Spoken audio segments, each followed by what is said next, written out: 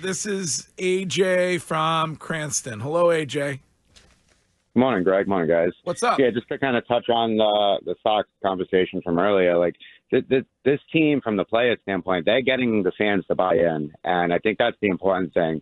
And management has to recognize that, and Breslow has to do something at the deadline, whether that's bringing in, another reliever or another starter. I don't think Pete Alonso is the answer at first base. I mean, I think Tristan Casas is going to come back.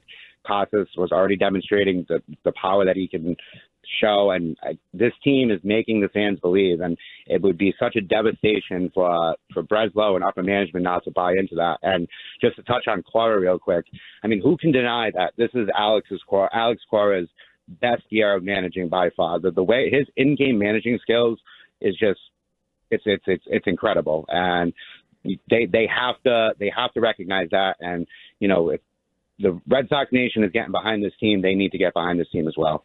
I think it's more what Wiggy has been saying when it comes to Alex Cora, and he's not sure that he wants to manage this team going forward. I can't believe. I get that. I mean, but then again, it may be a money issue because you're going to have to pay him a lot of money. I mean, you got. But isn't he worth it?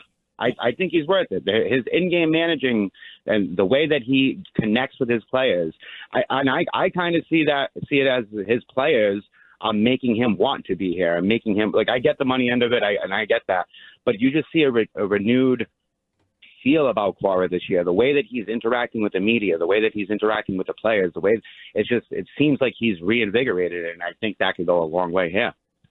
Yeah, I mean, Curtis, you're the Red Sox guy around these parts. Okay. You and Bradfo. Yep. Is this his best season managing ever? What he's done with this roster? Yeah, I would say that he's never been more valuable to the organization than he is right now. And he gets the buy-in from both the players and the fans.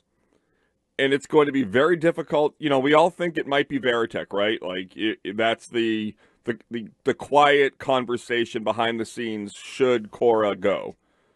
It's not a guarantee, Greg, as you know that you've been whispered to that he would be here definitely. And who knows how Veritek is as a manager?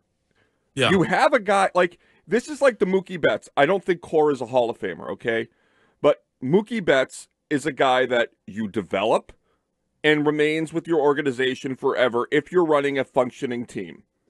They traded Mookie Betts because they never gave him what he wanted. Alex Cora is the managerial equivalent of Mookie Betts. Why would you have this guy and then just let him walk? I would be afraid that it would be because of money. Right. Like I would. Craig, it's really not that much money. Who's the Cubs manager? Craig Counsell, $8 million a year. He signed a 5-year, $40 million deal. He is the highest paid manager in Major League Baseball.